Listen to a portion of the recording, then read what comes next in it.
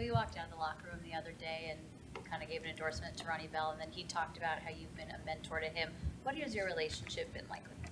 It's been smooth. In our receiver room, we harp hard on like first it started off with run blocking, and so he was struggling with that at first, and so me and Brandon was on him hard about that. But once he got that, and then his reps started going up, and you can see like kind of reflect back when I was a rookie, like how hard it is, and how hard you got to practice to get ready for a game. So he been getting better at that, and it kind of shows in the game. Like he's a real life gamer. It seemed like you and Brandon were also very excited for Cameron Latu's touchdown. Yeah. Is he another guy that you've been kind of mentoring and coaching along as well? Not too much because he's not in our room, but here and there at practice, and then from Trey to him, all the noise around Trey, and he's been having a rocky camp for his the tight end, and so when he went out there and scored, and it came from Trey, it was a lot of excitement for us. How important is physicality to this team and this offense? I mean, it's real important. It's the standard from top to bottom, from special teams to defense to the offense. It's just the standard that we built here, and we just continue to grow on that.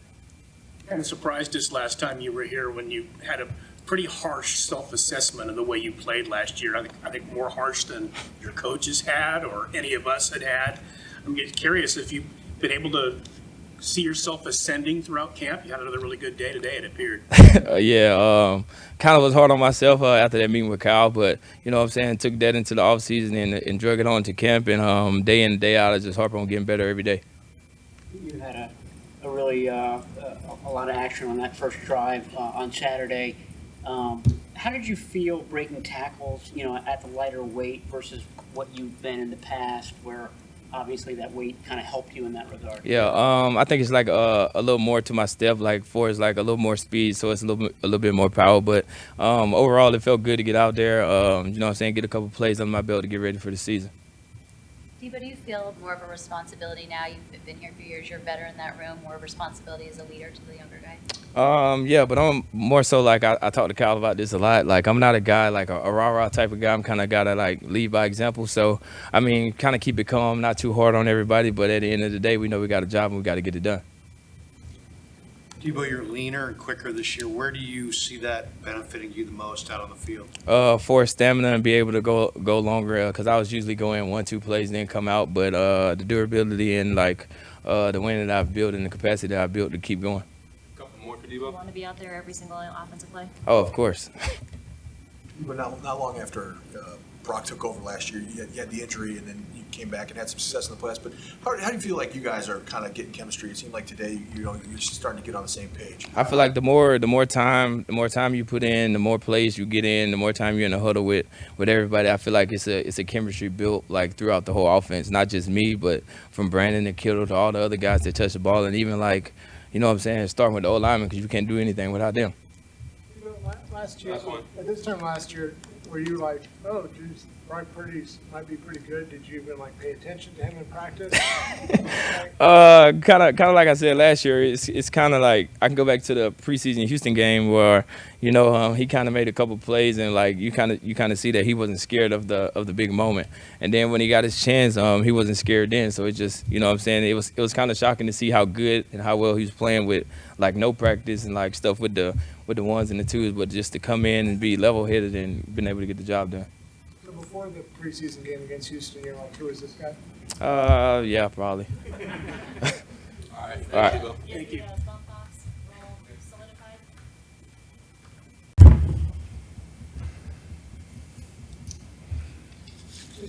What was your experience like with the team last year, and how has it been different than some of your other stops? Well, last year I was with the Minnesota Vikings, and like you say, I have been on a few teams, 9 to 10 teams, something like that. So going from team to team like that, you have something to compare it to, right? And I mean, every team works hard. Every team guys come to work every day, but it's just a little different here. Everybody's working hard, but it's smart. We have those medium, high days, low days, and it just makes a lot of sense and is able, give guys time to bounce back and come back the next day and put more good film out. So I mean, is that answering your question? How have you, a lot of guys, I'm sure you probably don't want to be on 10 teams, but the fact that teams keep signing you does say something about you. How do you think you've been able to survive and still be doing this in the NFL? I've just been relentless. I got my first opportunity, 2015. I was an undrafted tryout guy. Went to Seattle, put some good stuff on film, got signed and went through the OTAs and, the preseason with those guys and got claimed by Indy. And everything's just kind of been, downhill from there. Just, every building I go in, I'm always trying to, outwork anybody, everybody.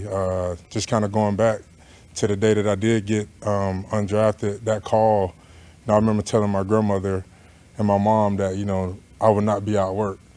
And I just think that's just been a big part of everything. Just, how to being able to be available in terms of my body and taking care of myself. And the next part is just, outworking people and just, giving effort all around.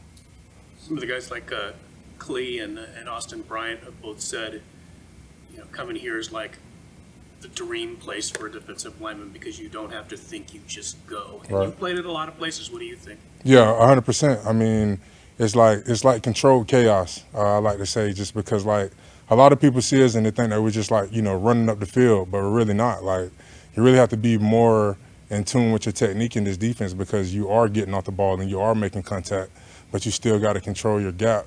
And then when it's when the pass comes, when it's time time to rush the passer, then you just do that. But I like to call it controlled chaos. Can you describe maybe from a defensive tackle's perspective what Javon Hargrave brings to a defense like this?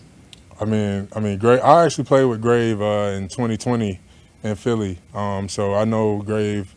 But all around, run, rushing the passer, the whole nine, and he's a humble guy. First day he came in, like anybody can talk to him. He's giving advice where it needs to be. Like, and I sit by him in the meeting room. So anytime I'm rushing or anything, I kind of ask, what you think I should have did better here, or how should I fit this up better? And he always gives me an answer. He changed, I guess, since last time you played with him. Other than getting better, that's it. He just. I feel like he's gotten quicker, and I know personally, like he's doing a lot with his diet now, with the chef and all those different type of things, just to, like I say, just to be able to be available. So yeah, he's doing a great job with that. You mentioned that there were certain things you've learned to do to keep yourself available with your body in the off season. What are some of those things? So early on, I actually got this early on. Frank Gore, I was with Frank Gore in Indy.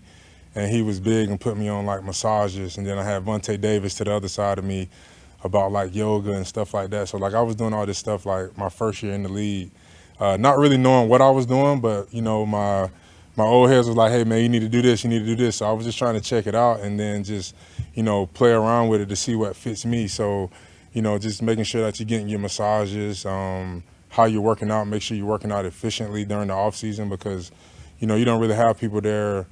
Actually, well, I don't. I train on my own during the off season.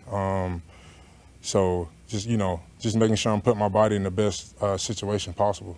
You still do yoga? Not as much. I don't as much, but I've been on Pilates a lot too. I was just told a guy that I kind of work with throughout the off season too. He just kind of told me that too much yoga makes your spine a little bendy, and like as a football player and a defensive lineman, you don't really want that. So I kind of stayed away from the yoga for a little bit now. I know you guys everybody minds their own business in terms of the business part of football, but do you see when Nick Bosa does get here, is it just plug and play?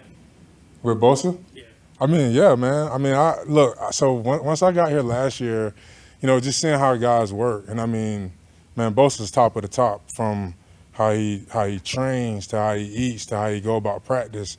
And it's like, I see why. I see why he's Defensive Player of the Year. I see why, he makes the plays that he makes because of how he works. And, like, when you're around guys like that, it's just contagious. Like, for you to not only be at the top of your game, but to make sure that you're doing everything that you can when you leave this building or when you're in this building to, you know, be able to put your best foot forward. A lot of star power that's on this defensive line. It's a very quiet group. Is that unique from the different rooms that you've been in? A little bit. I mean, I think guys are just really detailed with their work and really locked in on what they're doing, and like no one's like, you know, keeping secrets. It's you know, we breed off each other, so I think, yeah, it's good. Has Eric Armstead been as a leader in your group? Everything. I mean, we call him Blueprint for a reason. You know, like the way he watches film, talking technique. We talk, you know, we've been talking a lot about, you know, run game with me, just, you know, different things that I can do better in the run game to help the team. But yeah, Eric's definitely a huge piece of the team and definitely a huge piece in the D-line room. Awesome. Thanks, Deebo. Yeah. Thank you, guys.